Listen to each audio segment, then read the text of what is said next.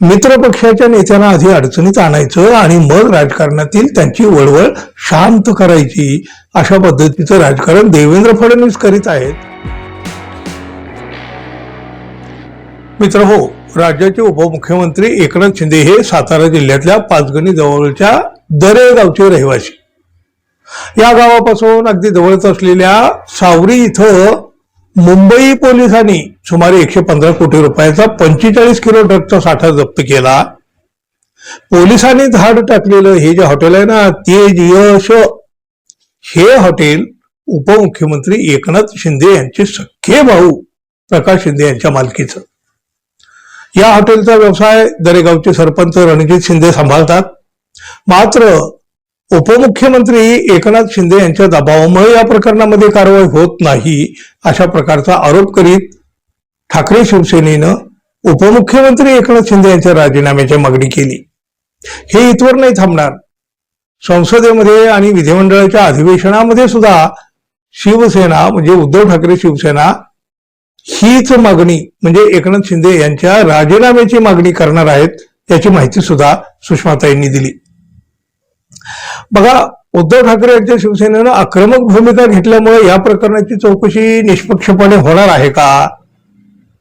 या प्रकरणाचे धागेदोरे उपमुख्यमंत्री एकनाथ शिंदे यांना अडचणीत आणणार आहेत का? अशा प्रकारचे अनेक प्रश्न आता उपस्थित झालेले आहेत. सुषमा अंधारे म्हणाल्या, पाचगणी हे राज्यातलं महत्वाचं पर्यटन स्थळ आहे, मात्र पाचगणीचा परिसर अंमली पदार्थाच्या विळख्यात सापडलेला आहे.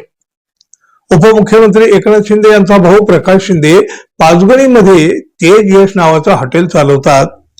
काही काळापासून या हॉटेलचा व्यवसाय रणजित शिंदे पाहतायत. याच हॉटेलवर पोलिसांनी 115 कोटी रुपयांचा 45 किलो ड्रगचा साठा जप्त केला. मग त्यामुळे एकनाथ शिंदे यांचे भाऊ प्रकाश शिंदे यांच्यावर आरोप झाले. प्रकाश शिंदे यांनी मात्र या हॉटेलशी आपला काहीही संबंध नसल्याचं सांगून सगळे आरोप फेटाळले, आपले हात वर केले.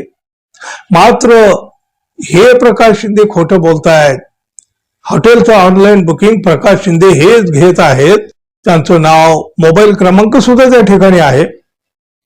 त्यांनी एकनाथ शिंदे यांचं गाव असलेल्या दरेगावचे सरपंच रणजित शिंदे फरार का बरं झाले, हे तरी सांगावं. पदाचा दुरुपयोग करून तपास यंत्रणावर दबाव टाकला जात असल्याचा आरोप सुद्धा सुषमाताई यांनी केलेला आहे आणि एकनाथ शिंदे यांच्या राजीनाम्याची मागणी केली. उद्धव ठाकरे शिवसेनेनं हा विषय तसा भलता आता ताणून धरलेला आहे. त्यामुळं एकनाथ शिंदे यांच्यासह महायुतीचं सरकार सुद्धा आता गोतेत येताना दिसू लागलेलं आहे. काँग्रेस पक्षानं सुद्धा यामध्ये उडी घेतली. या ड्रग प्रकरणामध्ये एकनाथ शिंदे यांचे लागेबांधे आहेत असा आरोप काँग्रेसनं सुद्धा केला.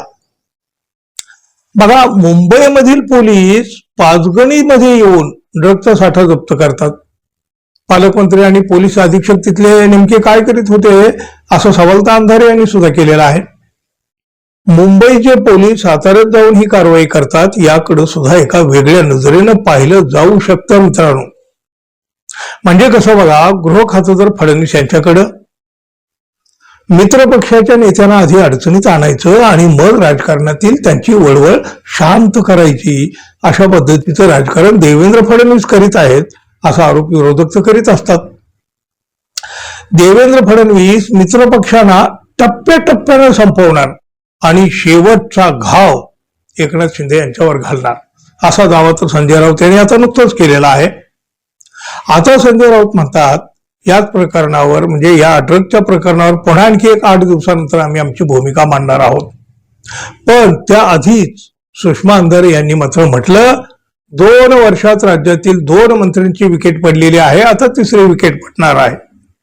मग ही विकेट कोणाची? ही विकेट एकनाथ शिंदे यांचीच तर नाही ना. देवेंद्र फडणवीस यांच्याच गुगलीवर एकनाथ शिंदे यांची विकेट तर जाणार नाही ना. तुम्हाला काय वाटतं मित्रांनो, जरूर सांगा. धन्यवाद. पुन्हा भेटू. नमस्कार.